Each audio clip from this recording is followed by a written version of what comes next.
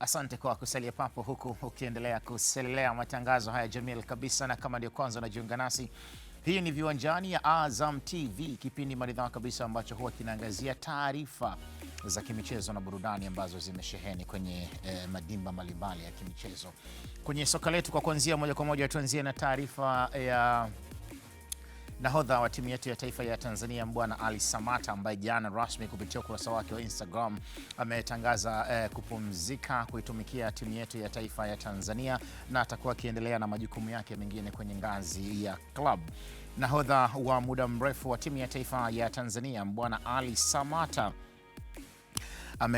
baada ya kuitumikia timu hiyo kwa muda mrefu zaidi ya miaka 15 ametangaza kustaafu kuitumikia timu ya taifa ya Tanzania. Samata ametoa taarifa hiyo kupitia ukurasa wake wa Instagram kwa waraka mrefu, na baadhi ya maneno yakisomeka kuwa ilikuwa ni safari njema iliyojaa nyakati zisizosahaulika zenye hisia mchanganyiko, pamoja na kuishukuru serikali pamoja na TFF kwa maana ya shirikisho la mpira wa miguu nchini Tanzania. Mimi nilikuwa ni miongoni mwa watu wa kwanza tu kuona Mbwana Ali Samata akiandika kwenye ukurasa wake ule wa Instagram, na mimi nikaichukua posti hii kama ilivyo, alafu na mimi nikaiposti kwenye peji yangu ya Instagram ya Hassan Ahmed _ pale. Kama utakuwa umetembelea kwenye ukurasa ule, ukiangalia anasema baada ya kutafakari kwa kina sana, natangaza rasmi kustaafu kuitumikia timu yangu ya taifa ya Tanzania kwenye mabano Taifa Stars kuanzia leo, yani jana ilikuwa ni tarehe 7 ya mwezi wa 7. Ulikuwa ni wakati mzuri wa kipekee katika maisha yangu kuwa mchezaji wa timu ya taifa kwa takriban miaka 15, na najisikia fahari kusema na washukuru kwa nafasi hii. Miaka 10 ya kuongoza wachezaji wenzangu kama nahodha wa timu ya taifa ya Tanzania kwa maana Taifa Stars imekuwa yenye alama kubwa katika maisha yangu, ikiwemo kufuzu fainali za AFCON mara 3 na kutimiza ndoto ya muda mrefu ya kuweka historia ya kuingia hatua ya 16 bora kwa mara ya kwanza. Naamini huu ni wakati wa vipaji vipya kupewa nafasi ya kutufikisha kwenye hatua za juu zaidi. Hizi ni paragraph 3 ambazo nimezisoma, lakini wewe unao nafasi ya kwenda kumalizia paragraph 3 ambazo zitakuwa zimesalia hapo chini kwa kile ambacho Mbwana Samata. Lakini mwisho kabisa, paragrafu ya mwisho inasema, najivunia utanzania wangu, naahidi kuendelea kutoa mchango wangu kwa timu ya taifa katika maeneo mengine yaliyo ndani ya uwezo na uzoefu wangu. Asante. Pale chini akamwagika saini, alafu kama unavyofahamu ile hashtag ya Captain Diego haina kufeli. Hii ukikutana na Kevin John ndo atakuwa anakuelewa zaidi ukiwa unaizungumza hiyo. Nyamwito anakuambia haina kufeli. Bwana Captain Mbwana Ali Samata kwenye mafanikio ya hali ya juu sana, akitangaza kustaafu kuitumikia timu yetu ya taifa ya Tanzania. Mimi kwangu na tafsiri kama makiwa. Nilikuwa naamini pengine hizi ndo zingekuwa fainali zake za mwisho za mataifa ya Afrika. Tukiwa Tanzania kama wenyeji mwakani, tungekuwa naye Mbwana Ali Samata akiiongoza timu yetu ya taifa ya Tanzania. Lakini jana wakati napita kwenye ukurasa wake nikakutana na taarifa hii, kwangu mimi nimetafsiri kwamba ni makiwa.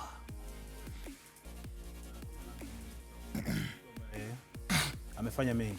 Mimi ni shabiki yake. Ndio. Tangu akiwa anacheza ligi daraja ya kwanza. Ndio. Unajua alifunga goli 14. Goli 17 akiwa daraja ya kwanza. Nani ile championship wakati anacheza Mbagala Market. Nikasema huyu mtoto anajua mpira. Unaona? Tukaandika sana stories zake. Akapanda, akaja Simba, akaenda African Lyon akacheza vizuri sana. Kuna siku moja aliwavuruga pale Simba vya kutosha. Simba wakaingia naye mkataba, wakamtaka. Simba wakamtaka. Nikapenda uwezo wake, jeuri yake aliyofanya. Akaambia Simba nipeni gari. Naona mtoto anatoka chini ndo kwanza anakuwa. Anaambia Simba nipeni gari hii na hiki niweze kucheza timu yenu. Simba akamkatalia, akaambia mimi sichezi. Unaona? Watu wakasema huyu mbona mtoto mdogo tu anaigomea Simba? lakini alikuwa nacho kitu. Simba wakampa alichotaka, akaja akacheza, akawasha sana mechi ya Champions League. Simba aliwaambia bwana, mimi ili nije Simba mnipe zangu haya anayotaka. Miongoni mwao kulikuwa na gari. Simba pamoja na mambo mengi. Na hela pamoja na mambo mengi kulikuwa na gari. Walivyompa gari akaja akacheza, akawasha sana mechi ya TP Mazembe. Ndio. Katumbi akasema mimi naitaka hii mali, siwezi kuiacha. Unaona? Kweli Katumbi akamchukua, ameenda Mazembe, ameonyesha kiwango kikubwa sana na amekuwa mchezaji bora wa Afrika kwa wachezaji wa ndani kwa mara ya kwanza kutoka Tanzania. Amefanikiwa kuwa mfungaji bora wa Champions League. Unaona? Yaani ni mtu ambaye ameweka rekodi kubwa sana. Lakini kingine kwenye timu ya taifa tangu anaanza kucheza amekuwa ni mchezaji ambaye ana mchango wa kipekee sana kwenye timu ya taifa. Ameonyesha uwezo mkubwa sana. Na kumbuka kipindi ambacho kilikuwa kigumu kwake, kipindi fulani cha Jean Poulsen ambapo walitofautiana na kocha Jean Poulsen kwa timu ya taifa. Jean Poulsen akaitisha mkutano, wakati ule naye kijana hela anapata kutoka Mazembe, hela ya kutosha na nini na anakuwa. Kwa hiyo kulikuwa na vitu fulani vilitofautiana, akasema Tanzania nzima hatuwezi kuwa tunamtegemea mtu mmoja Samata. Tanzania kuna wachezaji wengi sana, kwa hiyo mimi usimchukui acheze. Akamweka nje kwa kipindi fulani kirefu sana. Baadaye kocha Jean Poulsen akaondoka, Jean alipoondoka akaja Kim Poulsen akamrudisha kwenye timu, maisha yake yakaendelea. Na moja ya mechi ambazo nakumbuka Samata, mechi dhidi ya Morocco. Alifunga magoli mawili hapa ambayo iliweka historia, hiyo na ulimwengu, ile mechi iliweka historia sana kwake. Na mechi dhidi ya Algeria, moja ya mechi ambayo alichezaga vizuri sana hiyo mechi, kama mwenyewe atakuwa anaikumbuka, nadhani ile miaka mwanzoni 2009 na kitu pale. Alicheza mechi moja ilikuwa safi sana dhidi ya Algeria. Kwa hiyo nadhani kwangu ni mchezaji ambaye amefanya kila kitu. Na hii leo sio mara ya kwanza kutangaza yeye kuomba kustaafu. Mara nyingi tunaenda TFF na wadau wengine wanamfuata, rudi, ni muda mrefu. Anaona kwamba saizi wakati wangu mimi kuapisha wengine wacheze, kwa sababu lazima ukubali. Na siku zote dansa mzuri anasema anajua muda wa kuondoka jukwani. Sio ukae paka Lumumba aliwahi kusema. Sio paka usubiri upigwe mawe. Yaani usubiri paka watu waambie bwana wewe umechoka. Maana Tanzania wakianza maneno hayo, hata ile heshima yako ipo. Zidane alipoondoka akiwa bado wa moto, kila mtu anamtamani. Umeona? Wakina Ronaldo, Dilima, majeruhi aliondoa mapema, watu wanawatamani. Wakina wako wengi, unaona kuna wachezaji ambao watu wanaondoka kwa bado wanawatamani. Ndio maana hata Messi leo hii kila siku anaambia mimi jamani naondoka. Lakini wa Argentina wenyewe wanasema bwana tunakuhitaji. Lakini nadhani anaona kabisa siku zangu zimeisha, niwapishe wengine. Kwa nadhani kwa Samata kuomba kuondoka kwa mafanikio yake aliyopata timu ya taifa inamtosha. Andrea Kinga Mkono amelazimika kuquote usemi wa Pierre Lumumba, a good dancer must know when to leave the stage. No matter how good you are. If you stay for too long, watu wanakuchoka. Kiingereza unacho kumbe. Anajua anakokota. Anaweza kufika nacho getini au? Anafika nacho. Utakuombea maji. Ishi hapo kwenye mlango wa mwanzo. Natuboa kabisa. Anafika nacho getini. Nimenukuu. Unajua nukuu unaweza ukazisema tu. Nukuu unaweza ukapinda kasema. Yaani kwenye nukuu ya mtu naweka dhedhe. Bana, mimi nathubutu kusema Mbwana Ali Samata ndiye mchezaji bora kuwahi kutokea kwenye ardhi ya Tanzania. Ndiye mchezaji ambaye ameimbwa zaidi kocha Michael Hiera, na ndiye mchezaji ambaye kwa hakika amefanya makubwa zaidi kuliko mchezaji mwingine yoyote kwenye ardhi ya Tanzania, kuanzia ngazi ya club, timu ambazo wamecheza kwenye timu yetu ya taifa ya Tanzania. Huyu ndiye aliwaimbisha wazungu pale KRC Genk. Nyota ambaye amewahi kuwa mchezaji bora wa Afrika. Karibu sana kocha Michael Hiera. Wakati wako sasa wa kutabahar, na wewe utapita kwenye ile nukuu, a good dancer must know when to leave the stage. Ukisema kwa Kiswahili sinafaa pia? Inafaa. Ambao unasema? Mtumbuizaji mzuri ni yule ambaye anajua muda gani wa kuweza kuondoka jukwani. Hata hiyo ni kwa Kiswahili. Hiyo nzuri. Hata ukiwa bora kiasi gani, lakini itafika wakati anasema nguvu kitu cha kuisha. Nguvu kitu cha kuisha. Karibu sana kocha Michael. Umeelezea vizuri wasifu wake kwa kile ambacho amekifanya. Mmoja kati ya wachezaji ambao bila kuwavunjia heshima wengine ambao wamefanya makubwa kwenye soka la Tanzania katika vipindi tofauti, kwa sababu ukisema kwenye wachezaji ambao ni legend kwenye soka la Tanzania, pengine kila kipindi kitakuwa na mtu ambaye alikuwa amefanya vizuri kwa wakati huo. Ndio maana historia bado inawatambua wale ambao walifanya Tanzania kufuzu finali za AFCON 1980 kwa mara ya kwanza. Lakini bado pia dunia dunia pia itatambua ama Tanzania pia itatambua wachezaji ambao waliwahi kuwakilisha taifa katika mazingira tofauti, iwe ni kwenye ngazi ya club ama kwenye ngazi ya national team katika nyakati tofauti, na kile ambacho alikifanya bado kinabakia kuwa ni heshima kwa upande wa kwao. Na hapo ndipo ambapo pengine utataja kinatenga wakati ambao anaenda kwenye finali za kombe la dunia, finali za AFCON. Kinapita Tino tumewazungumza kwa kiasi hapa kwenye kile ambacho alikuwa amekifanya pia. Bado pia kina Manara wale ambao nao pia kwenye nyakati tofauti walicheza soka la Tanzania na nje ya Tanzania pia, na kuanza kutengeneza pengine njia ambazo Tanzania inaanza kuonekana kwenye soka la dunia. Lakini kwa Bwana Ali Samata anaweza kawa na story tofauti kwake kwenye kile ambacho amekifanya, kwa sababu kwanza amecheza kwenye kikosi cha taifa kwa muda mrefu, zaidi ya miaka 15 hiyo ambayo ametumika. Ni 1.5. Yes, miaka 15 ni umri wa mtu mwingine ambaye amezaliwa naye sasa hivi anacheza kwenye soka lingine pia huko ambako anashindana kwenye under 17 au kwenye under 15, naye pia anaweza kupata nafasi ya kuwakilisha nchi. Kwa hiyo ni muda mrefu ambao amekuwa na mwendelezo wa kucheza kwenye kikosi cha timu ya taifa, na kitu ambacho ni kizuri ni kwamba unaweza kuona hata katika nyakati ambazo kulikuwa na panda shuka kwake, bado mchango wake kwenye kikosi cha timu ya taifa ulikuwa unaonekana. Kwenye baadhi ya takwimu ambazo zinatunzwa na wale watunza takwimu, wanamtaja yeye kuwa ni mfungaji bora wa kikosi cha timu ya taifa wa pili baada ya Mlisho Ngasa, yuko Msuva, yeye pia yuko hapa Bwana Ali Samata. Tafsiri yake ni kwamba huyu ni moja kati ya wachezaji ambao sio tu tutaeleza kwenye kile ambacho atakifanya kwenye style ya kucheza, kwenye kile ambacho anakidisplay uwanjani, lakini pia hata kwenye eneo la takwimu ni eneo pia ambalo bado linambeba, kwa sababu nafasi ambayo anacheza ni nafasi ya ushambuliaji, nafasi ambayo judgment kwa kiasi kikubwa inaenda kwenye mchango wako wa magoli. Umetoa assist ngapi, umefunga magoli mangapi, which kwenye hilo eneo kama amefunga magoli 20 plus, maana yake ni jambo lingine ambalo unatakiwa pia kumpa pongezi kwamba alikuwa maintain kwenye kile ambacho amekifanya. Lakini kwenye haya magoli ambayo amefunga, unaweza kuona amefunga kwenye nyakati zingine ambazo timu ilikuwa inahitaji magoli kutoka kwenye miguu yake, na alifanya hivyo, kitu ambacho pia kinabakia kuwa ni credit kwa upande wa kwake. Lakini kwenye eneo pia la captain, kwa maana na nafasi nyingine ambayo amehudumu kwa muda wa miaka 10, sijui kwa wale ambao walipita huko nyuma kama kuna nahodha alidumu kwa muda mrefu hivi kwa kipindi kirefu kwenye national team, labda anaweza akatukumbusha na kutusahisha zaidi kwamba kuna mtu ambaye aliwahi kudumu kwa muda mrefu kwa namna hiyo kwenye siku za huko nyuma. Lakini Bwana Ali Samata amedumu kwenye hiyo nafasi kwa muda mrefu, na sio tu kudumu, wakati mwingine unaweza kudumu kwenye nafasi, lakini tutaangalia nini ambacho ulikipata ukiwa kwenye nafasi ya nahodha wa kikosi cha timu ya taifa. 2019 wakati timu inafuzu kwa finali za AFCON pale Misri, yeye alikuwa kwenye kikosi na alikuwa ni nahodha.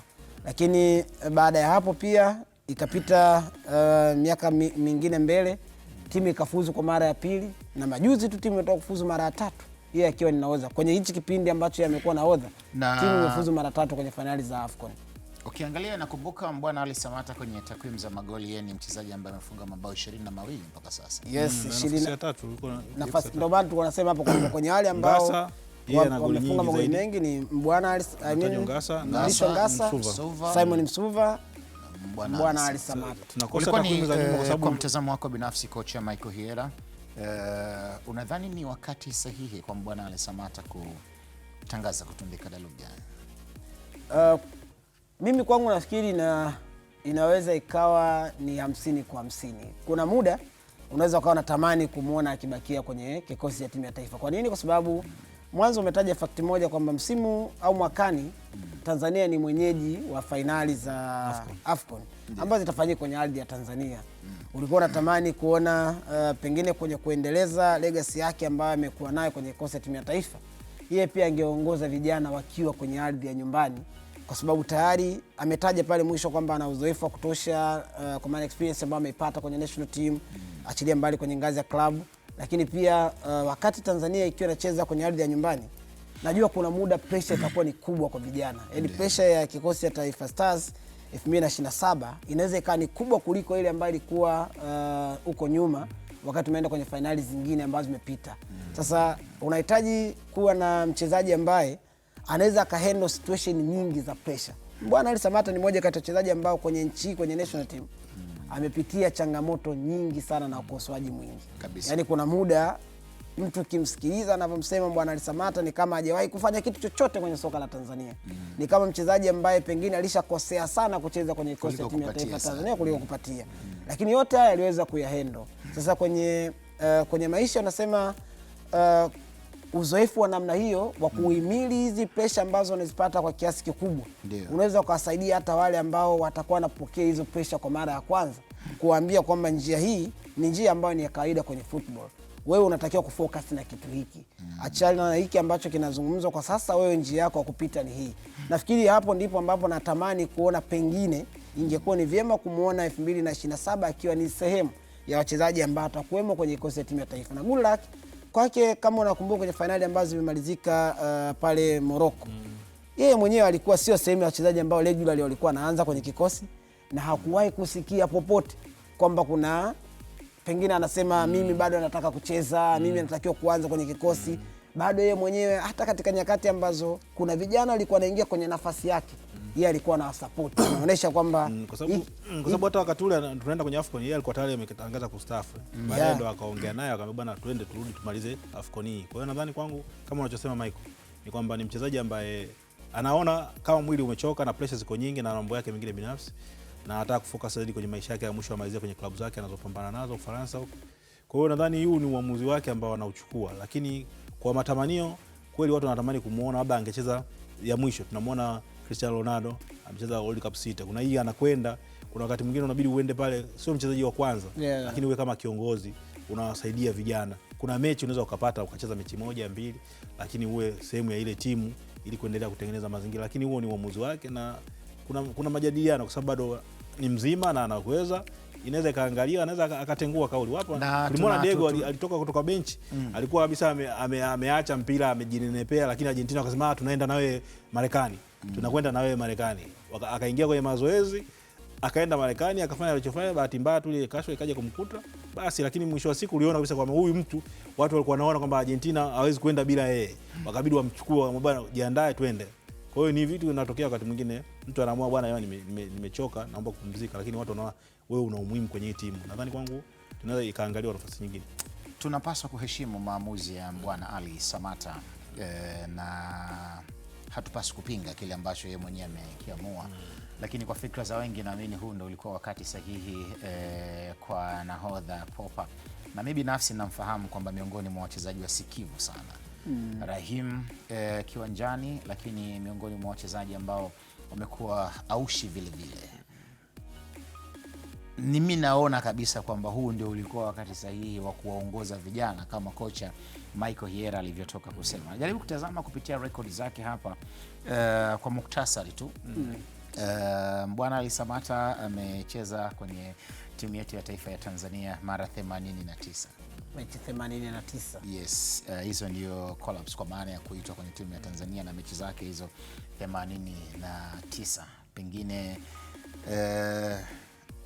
angetimiza hata 90 ingekuwa historia nyingine. Unatamani kama bado kuna namba zingeongezeka hivi kwa atimize namba fulani. Pengine hakuiangalia hii namba wakati anafanya maamuzi. Au labda aseme bwana, mimi nataka nicheze mechi 100 afu au 90 hivi.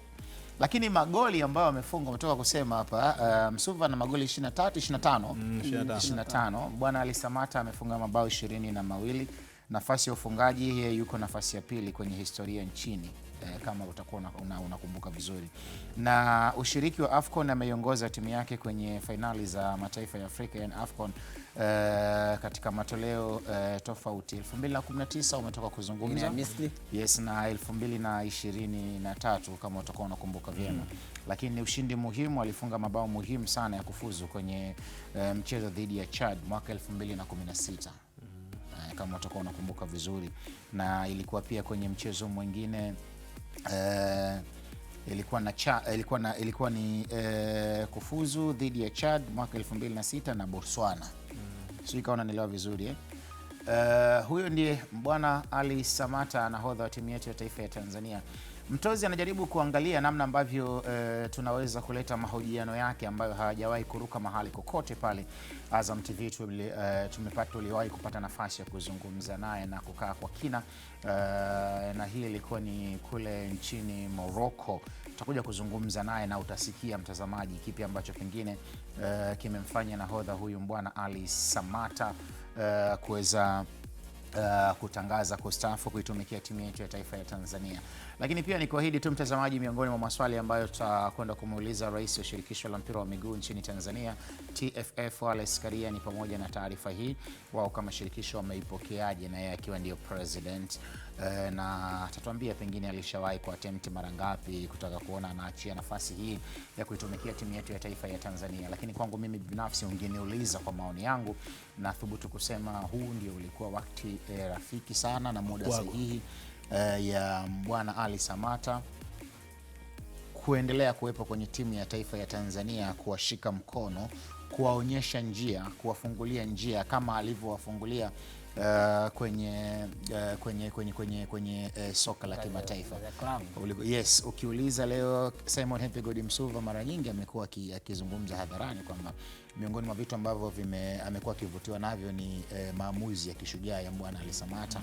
Rejea kwa kina Novatus Dismas Miroshi ambao wanacheza nje, kina Himidi Maumkami na wachezaji wengine wengi sana ambao wameondoka nje ya Tanzania na kwenda kucheza nje ya mipaka ya Tanzania. Aidha ucheze Afrika ama ucheze Ulaya na maeneo mengine kokote kule. Lakini yote kwa yote ni kwamba Mbwana Ali Samata amekuwa ni jasiri na nathubutu kuita pia muongoza njia kwa wenzake. Hapo baadaye tutakuwa tuna mengi ya kuzungumza juu ya Popa.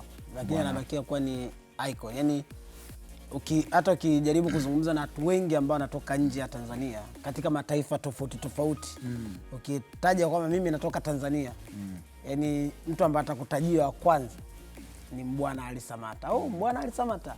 Yani kila mtu anajua kwamba kumbe unatoka sehemu ambayo anatoka Mbwana Ali Samata, kwenye kile ambacho amekifanya kuanzia TP Mazembe kwenda kucheza kwenye top league ambayo inatajwa kwamba ni ligi ambayo ina ushindani mkubwa sana England. Sio kazi rahisi, yani sio jambo la kutoka tu from nowhere unaenda kucheza EPL. Ni Summer Goals, unakumbuka amekuwa akiimbwa na watu kutoka rika tofauti. Juzi tulikuwa tuna Junior Best hapa. Miongoni mwa maswali ambayo nilimuuliza nani ambaye alikuwa anamtazama kama mchezaji anayempenda zaidi, akasema kwanza anavutiwa na Mbwana Ali Samata. Ukirejea nyuma kwa mabinti wengi ukiwauliza, jambo la kwanza tu kulisema Mbwana Ali Samata. Umetolea mfano baadhi ya mataifa wageni wanaokuja au unaokutana nao, ukizungumza nao ukiwaambia kuhusu Tanzania, basi habari kubwa ni kama ambavyo kocha amezungumza Samata alipotokea Samata. Samata ndio mchezaji ambaye tunasema aliwaambia Watanzania kwamba KRC Genk ni miongoni mwa timu ambazo Mtanzania yoyote mwenye kipawa kikubwa, mwenye jitihada na mwenye uwezo wa kwenda kucheza. Akaifungua milango kwa Kelvin John. Akiwa pale aliimbwa sana. Kuna wakati Samata alikuwa akitokea akiingia supermarket mlango wa mbele, basi hawezi kurudia kupitia mlango huo wa mbele, maana atakutana na rundo la watu, rundo la mashabiki wake. Samata wakati anaimbwa na wazungu, wa Tanzania wengi sana tulikuwa tunashangaa, huyu ni Samata ambaye sisi tunamjua. Akija hapa ndio tunampa ile nyavu ya kubebea mipira ile. Watu washamaliza koni zishatolewa uwanjani, yeye ndio yuko na ile nyavu ya kubebea mipira na hana wasiwasi wowote, hana mashaka. Lakini kwa tafiti ndogo ambayo nimeifanya pia, laambiwa hata Kongo wakati anafika Mazembe, yeye ndo alikwenda kuangusha utawala wa Trezeguet Mputu. Maana yake wakati ule Trezeguet Mputu kuna kosa ambalo alifanya, nadhani alimpiga simu mwamuzi akafungiwa. Wakati huu sasa ndo Mbwana Ali Samata anasajiliwa pale Mazembe, wakamuita kuku ngwendu ya Zebanga, yani mgeni ambaye alikwenda akawika kwenye nchi kwenye utawala ambao sio wake, na aliimbwa sana pale Kongo. Na hata Kongo wenyewe wanasema Mbwana Ali Samata ilifikia wakati wa Kongo walitamani angekuwa ni mzaliwa wa pale Kongo na angekuwa raia wa pale Kongo, pengine angewasaidia kwenye timu yao ya taifa ya Kongo. Kama hiyo haitoshi, hata Kongo ukizisikia hadithi za Mbwana Ali Samata ni hivyo kwenye mikusanyiko mingi ya watu, utaona ni mchezaji ambaye amekuwa akitofautishwa. Wanasema ni mchezaji ambaye anaweza sana kujichanganya na jamii.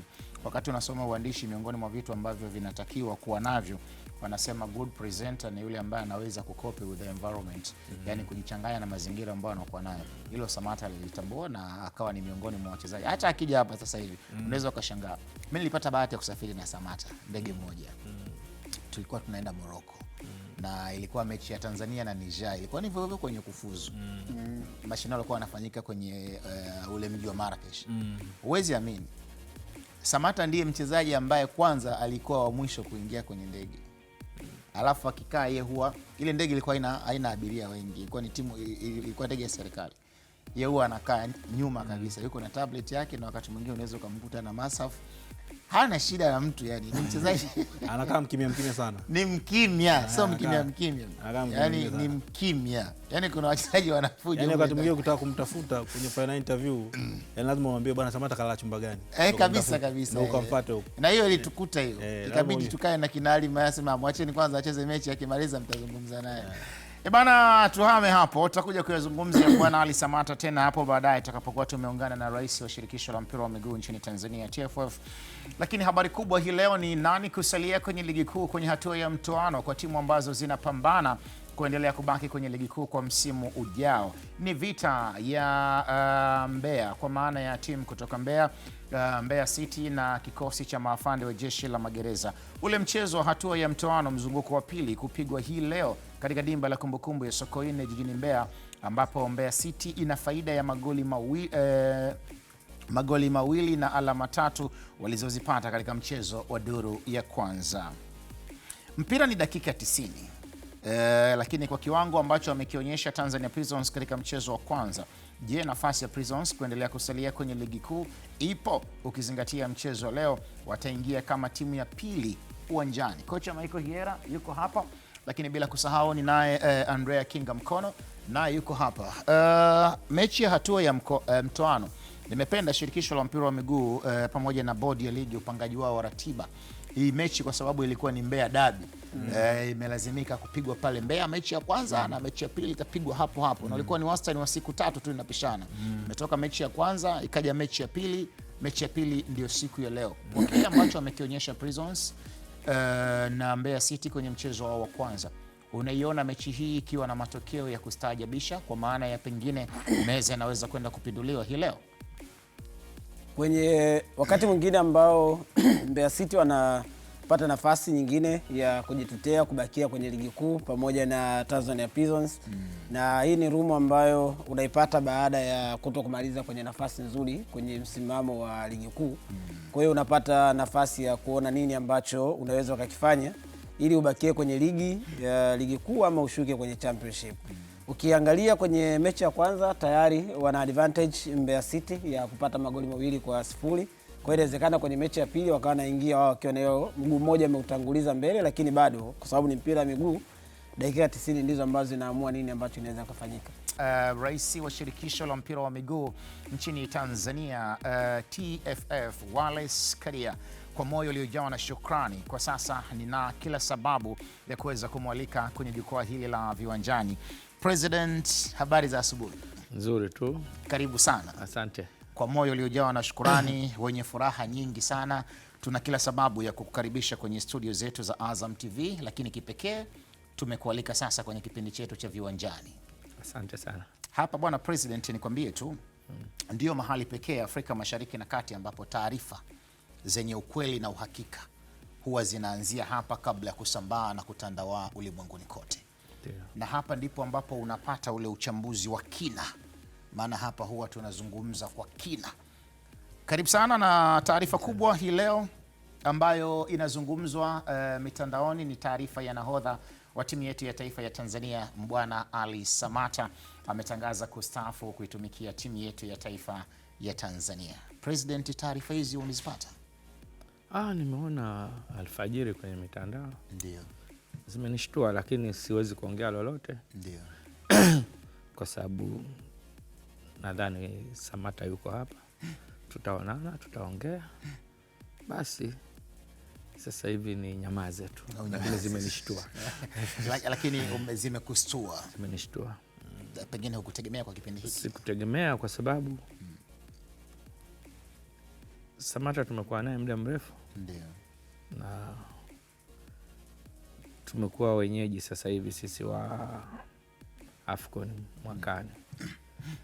Kwa matarajio yangu bado ilikuwa, kwa sababu najua ana nia hiyo na mwanzoni huko alishatoa taarifa, lakini niliongea naye, tuliongea naye mimi na alikuwa katibu wangu mkuu Wilfred Kidao, akatusikiliza, na nia yetu sisi ni kwamba aendelee kwenye AFCON hii ambayo tunakuwa wenyeji. Kwa hiyo nitaongea naye nimsikilize. Yeye ni binadamu, huwezi kujua ana sababu gani ya msingi. Lakini zimenishtua. Nimekustua. Pengine kuna taarifa zozote za ndani labda unazifahamu kabla ya Bwana Ali Samata kuchukua maamuzi ya kwenda kuposti kwenye ukurasa wake wa Instagram? Hapana, sina habari zozote za ndani. Hauna taarifa zozote? Ningekuwa nazo nisingeshtuka. President, kwanza nikupongeze kwa hatua kubwa ambayo umekuwa ukipiga ama umeitangaza ligi yetu ya Tanzania, umelikuza soka letu kwa hakika, na tumemaliza msimu wa 2025 2026. Kwenu kama taasisi, kama shirikisho la mpira wa miguu nchini Tanzania, binafsi ulikuwa ni msimu wa namna gani? Ilikuwa ni msimu mzuri, lakini niseme kwamba tupongezane wote, wadau wote, tupongeze vilabu, tuwapongeze Azam, tuwapongeze NBC, kuna TBC, lakini na wadau wengine wote ambao kwa namna moja au nyingine tumekuwa nao pamoja. Ni kipindi ambacho tumekwenda vizuri, tumekuwa na hisia tofauti, mawazo tofauti, lakini yote ni kujenga, na ni kwa sababu tunaipenda ligi yetu. Kabisa. Unathubutu kusema hadharani kwamba msimu wa 2025-26 ulikuwa ni msimu wenye mafanikio zaidi kwako kama president? Kwanza niwaambie kwamba tunapokuwa kwenye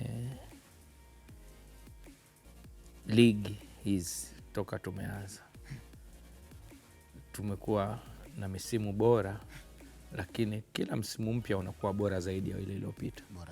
Kwa hiyo huu umekuwa bora zaidi ya iliyopita, na changamoto tulionayo ni kuhakikisha kwamba msimu unaokuja unakuwa bora zaidi ya huu.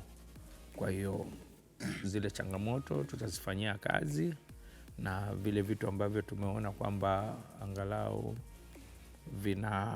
vimekuwa vizuri viwe bora zaidi. Unaamini kuna changamoto? Changamoto zipo, haikosekani changamoto, na changamoto hizo tutazifanyia kazi. Na ziko changamoto nyingine zimekuwa zikizungumzwa waziwazi, ingawa nyingine unazikuta kwamba zinaongezewa chumvi, nyingine zinazungumzwa kwa ushabiki, lakini changamoto zipo. Hata kombe la dunia ilikisha pia tutakuwa na changamoto zake. Kabisa. Kwa hiyo, lakini ni kombe la dunia limekuwa bora zaidi kuliko yaliyopita nyuma. Kwanza lina tofauti kwenye nchi 3, lakini pia limeshirikisha timu nyingi zaidi, lakini pia imekuwa linajaza watu uwanjani, mbali ya kwamba kulikuwa na changamoto hizo za uingiaji hasa Marekani, lakini bado umekuta watu wamejaa. Kwa hiyo ni bora zaidi, lakini kuna changamoto nyingine zile ambazo ni za kawaida hata kwetu, zinakuwa zina kelele za uchezeshaji uwanjani, ingawa kuna teknolojia bado zipo hizo. Kwa hiyo mimi hata tunapoongea hapa na warai zaidi hizo changamoto za uwanjani zichukulie muda wetu. Zichukulie muda wetu, kwa sababu pia mimi ni binadamu na hisia zangu na maoni yangu nitakapoyatoa saa nyingine sija hajawafurahisha wengine, kiasi ambacho badala kipindi hiki kuwa cha manufaa zaidi kinaweza kikawa ni kero kwa wengine. Unatajwa kuwa ndio president ambaye umekuwa na mafanikio makubwa sana tangu umeingia madarakani. Tumeona ligi ya wanawake, timu za wanawake zikifanya vizuri sana, timu zetu za taifa kuanzia ngazi ya under 17, ukienda under 20, ukienda hata kwenye senior team, kwa pande zote mbili, upande wa wanawake na upande wa wanaume, umekuwa ukifanya vizuri sana. Unajivunia hilo? Hili ni jambo ambalo tunajivunia wote kama Watanzania. Ndio. Ingawa nitoe shukrani zangu za dhati kabisa kwa wajumbe wangu wa mkutano mkuu, lakini pia wajumbe wangu wa kamati ya utendaji ambao kwa maana moja au nyingine wameniweka hapa niwe nasimamia hii na kamati yetu ya utendaji, lakini pia wamekuwa wananipa muda wa kufanya kazi za mpira bila kwenda kwenye kazi. Unakuta kuna sehemu nyingine majirani zetu au nasikia muda wote wanakuwa wanasuguana, lakini sisi hili halipo. Halipo kwa sababu wameniamini mimi na kamati yangu ya utendaji, tuko tunafanya kazi. Kuna changamoto zipo, lakini nazo katika maisha ya binadamu huwezi kukosa changamoto. Kwa hiyo wapongezi, lakini pia na wadau mbalimbali ambao wametusaidia kuhakikisha kwamba timu za taifa zinafanya vizuri, ligi yetu inakuwa nzuri, mazingira yanakuwepo, lakini pia serikali yetu imekuwa ni mdau namba moja kuhakikisha kwamba wanatoa sapoti kwa karibu sana, na kila mwaka sapoti inakuwa kubwa zaidi ya kuliko ile ambayo ilikuwepo nyuma. Kwa hiyo tuna uhakika hili lenyewe pia la kukubali kuandaa mashindano ya AFCON ni jambo pia, ni sapoti ambayo inaonyesha kwa tunafanya kazi kwa pamoja. Lakini pia na miundombinu inayotengenezwa itatusaidia sisi kwa maana viwanja, lakini pia naangalia hata sehemu za kuingia uwanjani. Kwa mfano sasa hivi Arusha kule kunafanyika kazi kubwa sana kutengeneza barabara za kisasa kwenda kwenye uwanja, lakini pia kwa hapa Dar es Salaam mnaona marekebisho yanafanyika. Kwa hiyo utakapofika hiyo, lakini ni jambo la kushukuru unapokuwa mko kitu kimoja wote, kwa maana. Lakini pia ni kushukuru mimi na vilabu vyetu, mbali hizo changamoto ambazo zipo ukiondoa za changamoto za ushabiki wao ambazo ni kubwa, lakini wamekuwa ni supportive kubwa sana. Kwa kuwa wamegusia changamoto za ushabiki wao kidogo tu president, kama itakupendeza, changamoto kubwa sana miongoni mwao ni pamoja na upangaji wa ratiba. Inatajwa kuwa imekuwa ikiumiza sana vichwa, timu zimekuwa zikilalamika sana. Hili mmelipokeaje?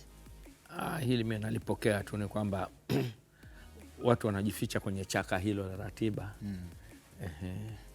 Kwa sababu sasa hivi sisi tulikuwa na timu 20 wakati mimi naingia, tukazipunguza zikafika 18, tukazipunguza zikafika 16. Kwa nini tumepunguza? Na kwa nini ziliongezwa? Ziliongezwa kwa sababu kipindi hicho sisi ilikuwa hatuna commitment za kimataifa. Vilabu vyetu vikicheza raundi ya kwanza nje, timu za taifa hatuendi kwenye hatua za mashindano, ingawa nako kipindi hiki sasa hivi, kwa mfano qualifier ya World Cup, FIFA wameitengeneza kwamba nchi zote zinashiriki kwenye mchakato. Wakati huo ilikuwa mnacheza, unaweza kukuta umecheza tu, unaanza unapigwa, unapewa Nigeria, shughuli imeisha na kwa mtazamaji. Kwa hiyo sisi ligi ndio ilikuwa jambo kubwa kwetu. Lakini sasa hivi sisi ligi imebadilika, ina timu 16, na hiyo ratiba tumeipanga katika utaratibu ambao unazingatia kanuni ya huo muda ambao unatakiwa mechi baada ya mechi nyingine, masaa 72. Lakini ilikuwa wakati huo tunasajili wachezaji 25, tukaongeza 30, sasa hivi wako 40. Sasa hizi kila timu zaidi ya 40. Sasa unapokuwa wachezaji 40 kwa wiki moja, mechi 3, ni jambo la kawaida. Ni 11. Na sasa kama unataka uchezesha hao 11 utalalamika kuwa wanachoka. Kwa hiyo nasema hiki ni kichaka cha kujificha, kwa sababu wachezaji wamesajiliwa ili wacheze, ni kazi ile kabisa. Ni kazi ile kama tulivyo sisi na hao wachezaji unaowatetea. Kwa mfano sasa hivi msimu umesimama, ambao unasema wanachoka, bado wanawasikia. Jana wamecheza Samakiba, kesho kutwa watacheza Tupe Tabasamu, wengine utakuta kwenye ndondo huko. Kwa hiyo hizo ni sababu za kujificha. Mtu anayependa kitu chake anataka acheze ili mradi, lakini una wachezaji wengi, ina maana 40 unapata first 11 tatu. Lakini President, labda mimi niongeza katika swali hilo kwamba kuna malalamiko ambayo yapo, ni kwamba kama hivi safari hii tunakwenda kwenye AFCON ambayo itachezwa mwezi wa 6 na kuna timu zetu 4 zimefuzu kwenye hatua zinaanza CAF Champions League na kombe la shirikisho. Kwa hiyo kuna ratiba ambazo wakati mwingine hao ambao wanacheza wanalazimika mechi zao zisogezwe ili kupisha ratiba zao za kimataifa. Ndio inasababisha sasa kunakuja kuwa na mlundukano wa mechi nyingi kwa wakati mmoja, kama tulivyoonekana safari hii. Ndani ya wiki 2 watu wamecheza mechi zaidi ya 10 na ngapi, sijui mwezi wa 5 pekee yake wamecheza mechi nyingi sana. Kwa hiyo nadhani hii ndio lalamiko. Je, tunaenda kwenye AFCON na ratiba ziko hivyo, na hizi timu zetu naamini kwa mazingira zilizokuwa nazo zina nafasi ya kwenda kwenye hatua ya makundi tena kwenye kama msimu huu. Nini kitafanyika ili kupunguza hii pressure na tusiwe na ligi ndefu kama hii mpaka tunakuja kumeza mwezi wa 7, tunatafuta playoff ya mwezi wa 7? Wewe ushauri wako ni nini? Ushauri wangu mimi nakusikiza wewe kwa sababu wewe ndio president. Nakuambia ushauri wako ni nini, kwa sababu nisikilize. Wao ndio wanaoomba. Tutoe mfano. Kuna mtu alikuwa anacheza na Al Ahly hapa. Akaomba kwamba mechi yake anamsubiri Al Ahly. Jumamosi kacheza ligi Jumamosi, akasema Jumatano mimi sichezi, namsubiri Al Ahly. Lakini Al Ahly Jumatano kacheza kule kwao. Alafu akasafiri akaja huko. Wewe unayeniuliza hilo swali leo, sisi tukiwakatalia kwamba tusiahirishe, kija ikipoteza mnasema tumewakatia sisi kupoteza. Nikakuuliza wewe wasemaje sasa? Wewe ndio President Karia, umekaa kwenye hiyo nafasi au wewe ndio CEO wa bodi ya ligi, au ndio chairman wa bodi ya ligi? Linakuja jambo hilo kwa sababu tumeshatoa na ratiba imetoka. Lakini wanakuja wanasema na mimi nataka timu yangu iende group stage nipate. Kwa hiyo lakini ujue ninapokuahirishia hii huko mbele huko, lakini pia bado sijatoka nje, sijampa mtu mechi ndani ya mechi 4 kwa wiki moja. Mechi 3 kwa wiki moja ndio umepata. Hamna ambaye kashazidisha hiyo. Kwa hiyo wewe mwenyewe ile swali umeliuliza kishabiki. Ama sivyo hujafanya utafiti maalum. Nimeuliza ndio maana nimekuuliza. Kama ungekuwa hukuuliza kishabiki ungenipa mimi majibu. Sasa mimi nikikuuliza maana nataka majibu kutoka kwako, kwa sababu sasa nilivyokuuliza swali mimi nimetaka nikwambie sasa ni wewe. Yeye alikuwa anahitaji kutoka au unawakilisha mashabiki. Yes. Unawakilisha mashabiki. Kwa hiyo sasa hivi nilivyokujibu wewe tayari utakuwa uko vizuri kueleza na mashabiki wake kinga mkono wanafuatilia na wanaona hiki ambacho kinaendelea. President, kuna swala la ratiba ambalo umelizungumza vizuri sana.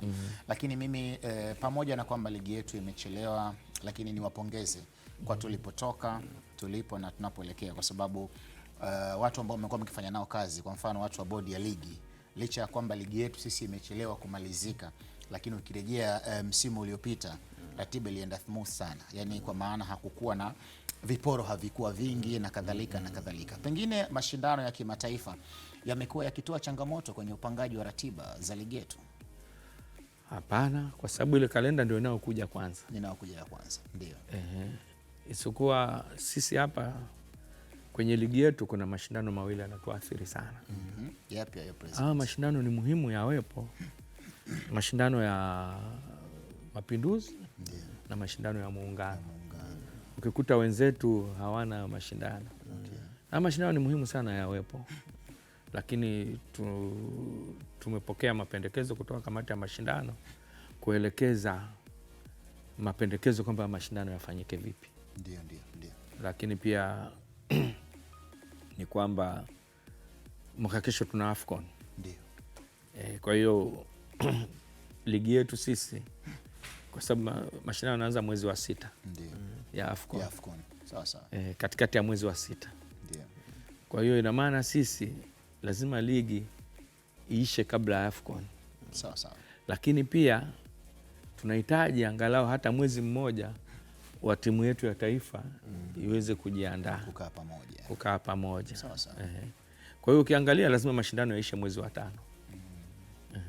Kwa hiyo tutakapocheza sisi Mapinduzi na Muungano kwa mfumo huu ambao tumecheza sasa hivi, ina maana sisi tutafeli kabisa. Kwa hiyo wenzetu wameleta mapendekezo ambayo tunayapitia.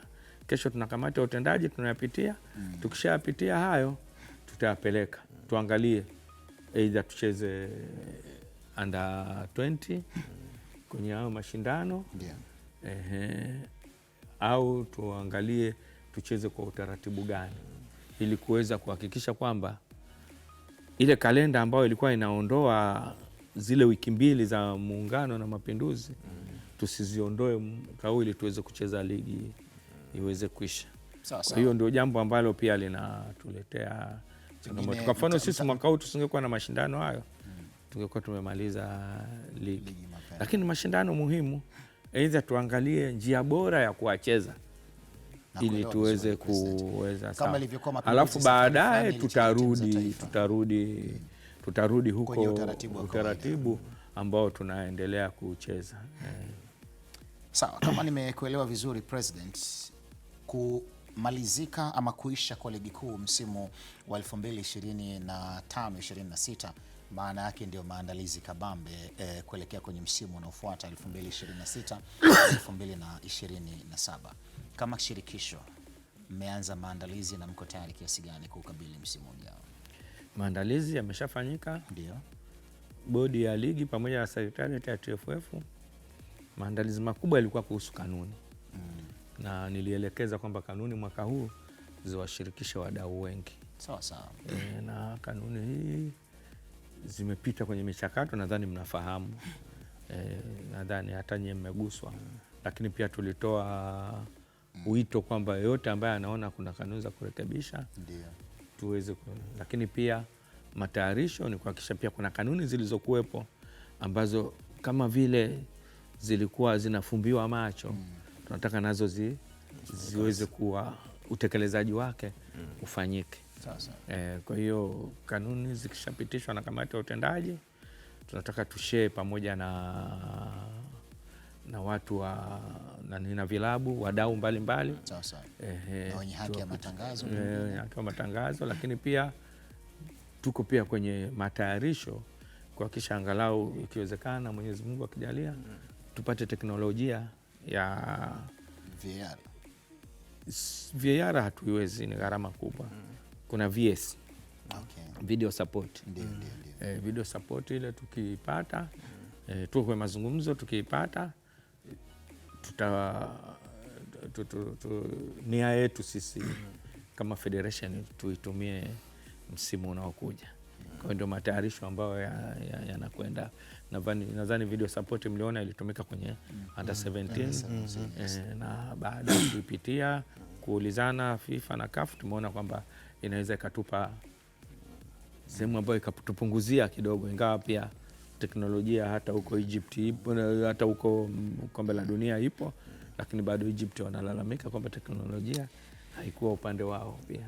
President, pamoja na mambo mengine, nilikupa hongera na nikakupongeza, lakini washititi wa lugha, na kwa sababu we ni Mswahili wa Tanga na mimi nimeishi Tanga kwa muda mrefu sana, nikupe heko kwa kazi kubwa ambayo umekuwa imeifanya. Soka la wanawake Tanzania linaonekana kuendelea kukua sana. Kwenye Sekafa, kama utakumbuka, timu yetu ya taifa imefika kwenye hatua ya finali na timu ya Uganda under 17. Yes, under 17. Inaitwa nini? Serengeti Girls. Yes, Serengeti Girls imefika hatua ya finali. Ukiachilia mbali hapo, timu yetu ya wakubwa inaonekana ikiendelea kufanya vizuri sana, Twiga Stars. Na naona iko kwenye maandalizi sasa hivi kuelekea kwenye WAFCON. Hebu kidogo tupenyezee taarifa. Kwanza iko kwenye maandalizi, iko Karatu kule. Ndio. Lakini itaondoka, itakwenda Morocco, itakaa muda kabla mashindano kuanza. tupate mechi angalau 3 za kirafiki. Kwa zile timu ambazo nao zitakuwa kule ambazo hatuko nao grupu moja. Lakini pia sijui mna taarifa kwamba kuna timu yetu ya chini ya miaka 14 wasichana ilikuwa Portugal. Sasa hii president hii inakuwa ni exclusive sasa. Na hii ndio unatupatia viwanjani. Hebu tupe ilikuwa kule, ilikuwa na mechi 4. Ndio. Kuna mashindano yametayarishwa hapo kule. Pia mashindano, kwa nini tumealikwa? Sisi tulikuwa mwaka juzi au mabinti wakati wana miaka 12 ndio wa TDS walikwenda China. Kuna mashindano yatayarishwa China kule. Okay. Sisi tukaingia finali, tukakutana na timu ya Portugal. Miaka 12. Chini ya miaka 12. Chini ya miaka 12. Tulizifunga timu zote. Portugal tukaingia finali, wakatufunga goli 3-2. Kwa hiyo mwaka huu ndio Portugal wakawa na mashindano yao, wakasema wanatualika sisi. Yamefanyika Ureno mara. Yamefanyika Ureno. Lisbon. Kule timu yetu wa chini ya miaka 14. Wengi wao ni wale vijana walikuwa wale wasichana ambao wako Tanga wale. Ndio. Wamekwenda, wamecheza mechi 4. Wameshinda zote, jumla wamefunga magoli 19. Tumefungwa goli 1. Ndio. Tumekuwa mabingwa. Bwana Kinga, kwanza tumpongeze president kwa hatua kubwa sana. Pamoja na mabinti hao waliofanya na mabinti waliofanya shughuli. Sasa wako njiani wanakuja. Ingawa masikitiko yangu lazima niyaseme. Mbali ya kwamba tuna posti kwenye mitandao, ndio hamuyajali. Hamkuyaona hata kabisa. Na hamtaona hivyo hivyo. Sisi tunaona. Hiyo kwa hamuyapi nafasi. Sisi tunaona na tunatoa nafasi. Hamuyapi nafasi. Maana tumefikia hatua president. Kwa sababu ungekuwa na hapa nafasi ungeniambia. Sasa hivi vijana wetu chini ya miaka 17. Nimetoka kukuambia, nimetoka kukupa kongole za under 17 hapa. Ukastuka ukaniambia unazungumzia Serengeti Girls, nikamwambia ndio, maana yake tunayaona. Kwa sababu mimi nilijua jambo la kwanza ungeanza na under 14. Tunaanza kwenye mafanikio, kwenye fungu ndo kuna pongezi. Nasema yule under 17 amekuwa mshindi wa pili. Huyo amekwenda kuwa mshindi wa kwanza. Na hii under 17, kumbuka mechi zote zile kwa live Azam TV zilikuwa zinaonekana mubashara. Sawa. Turudi sasa under 17. Under 17 tuko China tena. Ndio. Tuko kule tunacheza na Nigeria. Tuna Australia, alafu tutakuja kucheza na China wenyewe. Na president nikwambie tu. Hiyo taarifa tumeenda nayo jana. Hapo ulipokuwa umekaa, aliyeondoka ndiye alikuwa mchambuzi wa hizo taarifa. Kwa hiyo sisi mimi nasema kule Tanga ndio maajabu yanafanyika, na sasa hivi ninavyozungumza ndio timu under 20 iko kambini. Iko Kigamboni. Lakini ninavyozungumza ndio timu ya futsal nayo iko kambini, kwa sababu nao tumequalify AFCON. Unajua kwa tumequalify AFCON ya futsal. Na ukienda kwenye kurasa wa Azam TV wamepost hiyo taarifa. Kwa hiyo sisi tuko kambini. Kwa hiyo mimi sasa hivi na timu 5 ziko kambini. Ziko kwenye maandalizi. 2 ziko nje ya nchi, 3 ziko hapa. Kwa hiyo na bado programu zinaendelea za vijana hawa. Kwa hiyo ni jambo ambalo sisi siku zote na ndio maana wakakuta muda mwingi msimu huu, sema kweli, mimi ligi nimeingia sasa hivi kwenye kanuni hizi na hiyo teknolojia kwenye ligi kuu sasa. Lakini kwamba ligi kuu mimi msimu huu uliopita hata mechi zikichezwa alikuwa saa nyingine sijui anacheza nani na nani. Mambo yamekuwa mengi lakini si ndo dhamira ya kuanzisha bodi ya ligi nimeacha kabisa. Sasa unapoacha kabisa, unajua unapokuwa unafuatafuata saa nyingine inanisaidia mimi hata bana zungumza na watu wa bodi ya ligi. Mimi sasa hivi, lakini niwapongeze bodi ya ligi. Fantastic. Wamefanya ligi imeisha vizuri. Nadhani leo wana mechi hizo na siku weekend hii wanamaliza kabisa. Jana pia kumechezwa kule, nadhani pia sijui kama mjapata taarifa kuhusu kwenye Champion League na First League. Jana kulikuwa na playoff zimechezwa. uhasibu na African Sports Ndio, ndio. wamecheza Arusha, nadhani weekend hii watamalizia tena mechi nyingine Tanga, lakini pia kulikuwa na Stand United inacheza nayo sijui na timu gani. Kwa hiyo hizi playoff zitakwisha wiki hii. Sawa sawa. Tayari tutapata utaratibu. Kwa hiyo ni labda Hassan kidogo tu President, kuna maswali mawili ya msingi sana ambayo nataka nikuulize kabla ya kuondoka kwenye hilo. Umezungumza maandalizi ya timu yetu ya taifa ya wanawake ambao wanajiandaa kwenda kwenye WAFCON. Sema ipo Arusha na baadaye itaenda Morocco kwa ajili ya kufanya maandalizi. Mashindano yanachezwa Morocco. Sawa sawa. Msimu uliopita timu yetu haikufanya vizuri sana kwenye mashindano ya WAFCON.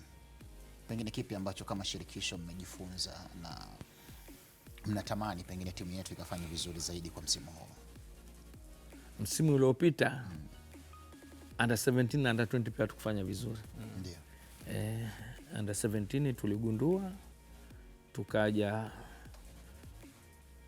tukaamua kwamba lazima tukafanye vizuri. Sawa sawa. Ingawa ni yetu hasa ilikuwa kwenda kombe la dunia. Ndio. Ambalo tumefanikiwa. Sema kweli matayarisho yale mengine tulicheza ndio mechi za kirafiki, lakini hatukuweza kucheza na level ya wale ambao tunakwenda kushinda. Competitive teams. Kwa mfano ndio maana sasa mwaka huu tunataka twende Morocco. Ndio. Ili tuweze kufanya mazoezi nao. Kucheza, tutacheza na Kameruni na hisi. Tutacheza na timu gani nyingine sikumbuke, lakini tutacheza pia na Morocco. Ambao kwa sababu group letu gumu kabisa kama unaliona. Na ina maana timu zitakazoingia nusu finali zinaenda kombe la dunia. Kwa hiyo pia tunataka twende kombe la dunia. Na haya mashindano yalikuwa yafanyike nyuma. Na serikali iligharimia mpaka kambi Egypt. Ndio, nakumbuka. Kabla hayajaahirishwa. Kwa hiyo mwaka huu toka mwanzo tulidhamiria kwamba tutapambana tuweze. Kwa hiyo mwaka huu ndio maana tumepeleka Karatu kule, alafu wataondoka wataenda kule tukacheze na level yetu tukafanya under 17. Sisi tulicheza na Kameruni, tulicheza na Misri kuna wakati fulani under 17 ya vijana ya wanaume. Lakini tukacheza na Ivory Coast. Ndio maana ukaona katika mashindano yaliyokuwepo tulikwenda tukafanya vizuri zaidi. Lakini ukiangalia tulikosa under 17, tulikosa striker. Mastrika wetu wote watatu walipata changamoto. Kwa hiyo hata hao waliofunga kafunga ni mfungaji bora ni midfield. Kwa hiyo ndio maana tunataka pia watakapokuwa kwenye mazoezi waweze kufanya, lakini pia tunataka kufanya diaspora clinic. Diaspora clinic tutafanya kwa kategori zote, na tunahakika tutakapopata au vijana kwa faida ya mtazamaji, kwa wale ambao wamekuwa wakiishi nje ya mipaka ya Tanzania, kuweza kuwatambua sasa na kuweza kuchuja. Nimewaona sasa hivi pia wameingia baadhi yao kwenye timu yetu ya under 20. Alikuwepo mmoja Shabani Somu yule yuko Ufaransa, lakini mshukuru waziri wetu wa michezo na balozi wetu wa Tanzania ambaye yuko Ufaransa, ambaye anasimamia Ufaransa, Spain, Portugal na Morocco pia. Lakini pia nadhani waziri mkuu yuko kule na waziri wetu wa michezo wako kule. Balozi ameniambia moja hapo ya mambo ambayo watakuwa wameongea ni diaspora clinic, kwa sababu tunataka tuende tukaweke kempu, na kuna mazungumzo na wanaita nini, kuna timu inaitwa Paris FC, mshindani mkubwa wa PSG, kwamba angalau tunaweza tukatumia facility zao kuweza kufanya hiyo clinic. Na wale vijana wote walioko Ulaya kule tutashirikiana na balozi na mabalozi wetu wote walioko kule kuhakikisha kwamba Watanzania walioko kule wanakuwepo ili tuweze kuongeza na changamoto ambazo tuweze kuwapa changamoto mpya wenzetu wa kwetu hapa wanaocheza ligi zetu au walioko kwenye kituo chetu na wale walioko nje ya Tanzania. Kwa hiyo ndio utaratibu tunataka tufanye, lakini pia nadhani Tutaangalia pia na utaratibu pia kwa ajili ya senior timu kuangalia jinsi gani itakavyokuwa, kwa sababu sasa hivi Tanzania inapokwenda kushiriki mashindano hawatatuchukulia poa. Sasa ile kuchukulia poa kwa hiyo ina maana sisi ni target kabisa. Tapocheza lazima, na tunataka tuonyeshe kwamba hatujabahatisha na hii mipango iko, uwekezaji wa kwenye vituo hivi, uwekezaji wa kwenye teknolojia.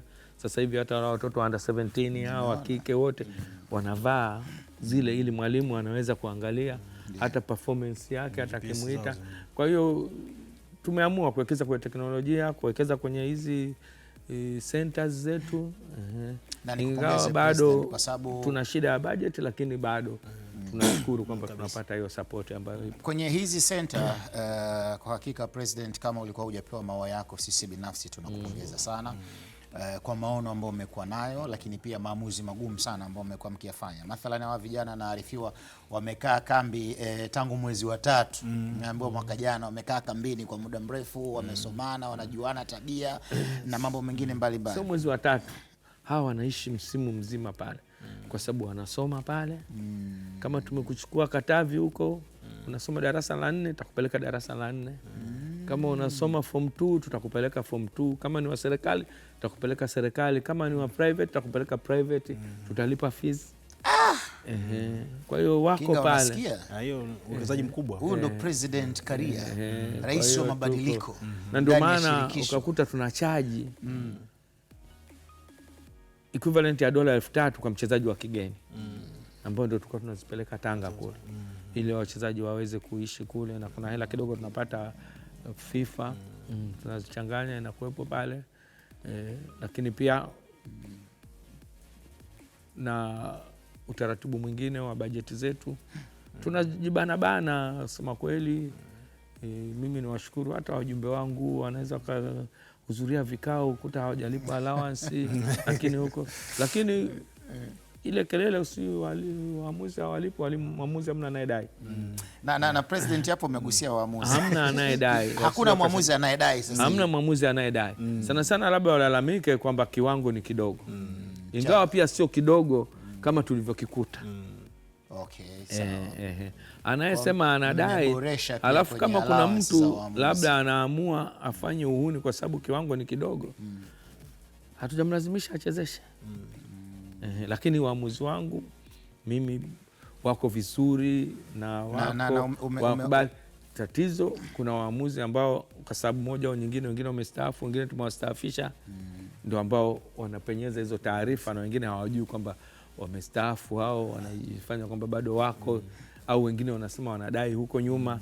Huko nyuma na utaratibu ulikuwa mwingine. Kuna changamoto nyingi zipo, na bado ambao tumeahiki madeni yao tunawapunguza, lakini sio current. President, swala la waamuzi umelizungumza vizuri sana. Lakini bado kuna minong'ono juu ya waamuzi kutokufanya vizuri kwenye ligi kuu ya NBC Tanzania bara. Kama rais wa shirikisho la mpira wa miguu, pengine hii minong'ono umekuwa ukisikia? Ushasema minong'ono. Ndio. Na minong'ono siku zote ni majungu. Majungu ndio. Minong'ono siku zote ni majungu. Nyinyi mnaanza hapa mnaonyesha mechi ziko live. Ndio. Kuna vitu vya kibinadamu. Hata jana usiku wa leo tumeona Egypt, mechi ya Argentina na Misri. Wale Argentina wanalalamika na wana teknolojia. Ndio. Sisi hatuna teknolojia. Unayelalamika, kwa mfano sasa hivi mechi inachezwa hapa. Ndio. Uko uwanjani. Huwezi kujua mpaka mtu alioko nyumbani au alioko studio kama hapa akutumie klipu ya marejeo, ndio unajua hii ilikuwa offside. Lakini refari alioko uwanjani, mtazamaji wala refari, ile sekunde chache tu.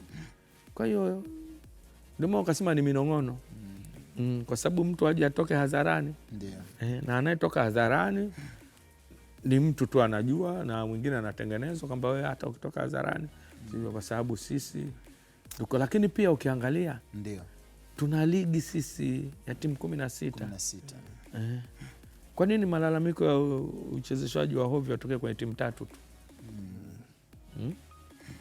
Yasitokee kwenye timu zote hizo. Hizo timu hamna hayo makosa hayafanyiki. Hizo 13 ambazo zimebaki sasa. Hamna makosa ambayo hayafanyiki. Yapo bila shaka. Sasa tarudi sasa, nitaanza kuwa na question mark, why hawa? Sana sana President, tumemaliza msimu na mechi 3 zile za mwisho, kwa maana ya ile mechi ya 27, raundi ya 27, duru ya 28, amini ilikuwa 28, 29 na 30. Azam TV zile zote walizionyesha na zilikuwa muda mmoja. Bodi ya ligi ilipanga mechi zile zote ziwe saa 10 kamili jioni. Azam TV nayo ikasema itaonyesha mechi zote live, mechi 8 zikawa mubashara na kila kitu kilikwenda vizuri. Unauona mchango wa Azam TV kwenye kukuza na kuimarisha ligi yetu kwa namna moja ama nyingine? Ndio maana mnaponipongeza mimi, ndio nasema lazima tuwapongeze na wadau wetu. Azam ni sehemu ya mafanikio yetu. Sawa. Bila Azam hatuwezi kusema kwamba tumefanikiwa kabisa. Azam Media, maana sije nikasema Azam Team, anasema Azam Media. Bahati mbaya kuna timu inaitwa Azam. Ndio. Azam Media, au kuna Azam Marine pia. Azam Marine. Kwa hiyo Azam Media, sema kweli ni sehemu, ni mkono wangu mimi wa kulia. Sawa. Au ni mkono wa kulia wa TFF. Azam Media ni mkono wa kulia wa TFF. Bana, makofi mengi tafadhali. Ndio. Ni wapongeze wakurugenzi wa Azam Media, na wapongeze ona na wafanyakazi wote tunaofanya. Sema kweli hii ligi imekuwa ya kwenu na mmeibeba, na sisi ndio maana tunawaheshimu. Kwa niaba yao bwana, sisi tunasema asante sana bwana President. Na haya ambayo yanazungumzwa, ndio labda minong'ono nini, ni kwa sababu wanaona live. Ndio. Sawa, ndio maana wanazungumza hivi. Kwa hiyo isingekuwa Azam, si ajabu tungekuwa tunadanganywa tu kabisa. Maana saa nyingine unakuja unaona kweli kuna mambo mengine ni ya kibinadamu, na kama unavyozungumza kwamba hata wenye teknolojia pia yanakuwepo, na ndio maana sisi tunaangalia ikiwezekana tuweze kuleta teknolojia, na hiyo teknolojia pia hatutaweza kuifanya wenyewe. Lazima atakuwa tushirikiane na Azam Media. Aidha jinsi gani tutakavyofanya, lakini imefika muda ni sasa hivi tuhakikishe kwamba angalau tunafanya. Kwa hiyo sasa hivi tunataka tuangalie itatugharimu kiasi gani. Itakapotufikia tutaangalia, je, tunaweza aidha tunashare na partner zetu au pia serikali, kwa sababu serikali na mawaziri wetu waliotangulia walishasema. Na bahati nzuri mmoja hapo aliotoa kauli kwamba anahitaji VAR akiwa wakati wa waziri wa fedha, sasa hivi ni waziri mkuu. Kwa hiyo tukishapata tu tutakwenda ofisini kwake kwamba haya mkuu, ngoma hii hapa tuambie nataka tuianze. Na najua tutakwenda, lakini pia navyomjua waziri wetu hapoi. Waziri wetu wa michezo hapoi naye. Lakini sema kweli sisi bila Azam Media, bila serikali hamwezi kutuambia jambo lolote. Ndio, mimi nimebakisha swali moja tu la mwisho, lakini kuna muda nilikukatiza. Au tayari imejaliziwa kwenye maelezo ya rais? Lakini nataka ni maoni ya wadau. Na yeye rais labda kawa anasikia, anaweza kuwa na mtazamo tofauti au anaonaje. Watu wanazungumza kwamba hizi playoff, kwa nini hao wa ligi kuu wakamalizana wenyewe alafu hao wa championship wenyewe wakacheza ili zikapanda hizi championship, hao wa ligi kuu wakishamalizana wasicheze tena hao huko, kwa sababu inaonekana kama wa ligi kuu wanakuwa na nguvu zaidi kuliko wa championship. Kwa hiyo wanakuwa rahisi kuwaondoa. Kwa hiyo unajikuta mara nyingi mtu anapata kama kichaka cha kutosha kushuka. Je, una maoni gani kuhusiana na swala hili? Kwanza ukishaondoa wakicheza wenyewe sio playoff tena. Itakuwa hamna playoff. Tungesema kwamba haya timu zilizoshuka 2, Mtibwa na KMC, na kule zipande 2 Geita na Kagera. Sasa sisi tumewapa muda wao wa kujiuliza. Wao wanataka zaidi. Kawaida ya binadamu. Ndio ngamia akaambiwa ingize kichwa, akaingia, baadaye akamtoa mtu kwenye hema kabisa.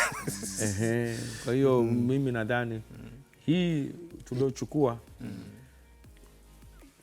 sisi ndio tunaongoza mpira mpaka tumeweka hiyo system.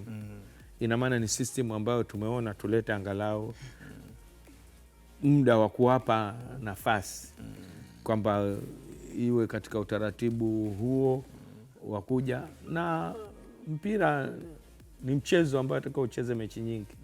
Sasa kusema kwamba tunawaonea wanataka waende ligi kuu, basi hawastahili kuja ligi kuu, wabaki huko. Wangepanda moja kwa moja kupitia. Na huyu kashika mkia huku, mtasemaje kaonea? Uje ucheze na huyu, kwa sababu ukija ungekuwa unatengeneza ule nani hii, ina maana wako kwenye level moja kama best loser. Kwa hiyo unapenyea kwenye tundu la sindano. President, tunakushukuru sana. Tuache sisi na utaratibu tuliopanga, sisi ndio tuko ndani ya chungu. Tunajua tufanye hao maoni yenu wengine. Tunazungumza tu ni maoni tu ya mtu ambaye hayuko kwenye field. Sana sana pia wanasema angetoa pasi kushoto. Alioko ndani ndo katoa pasi. Sasa mtaingilia kwetu, mtakwenda pia mtaingilia wachezaji kwamba watoe pasi kwa sababu wamekaa kwenye jukwaa. Kwa hakika umetubariki sana na maelezo mazuri mno kwenye kipindi chetu cha Viwanjani asubuhi ya leo. Lakini pengine una jambo ambalo ulisema leo nikifika viwanjani nitazungumza na sehemu ya wanamichezo ambao wamekuwa wakifuatilia yale ambao wamekuwa wakijitokeza, aidha bodi ya ligi ama shirikisho la mpira wa miguu nchini Tanzania. Zungumza na familia ya wanamichezo sasa na kutazama. Karibu.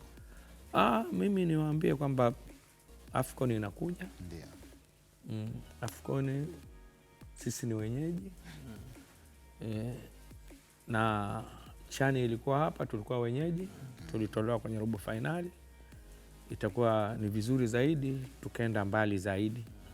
Kwa hiyo tuwe kitu kimoja, tuhakikishe kwamba tunaiombea timu yetu, lakini pia na wadau mbalimbali ambao wanaona wanawiwa angalau kuhakikisha kwamba angalau wanahitaji kusaidia angalau maandalizi hayo. Lakini pia tuwaambie, alishazungumza serikali kwamba ni fursa hizo, lakini President Mosepe pia alizungumza kwamba ni fursa hizi zinakuja Tanzania. Ndio.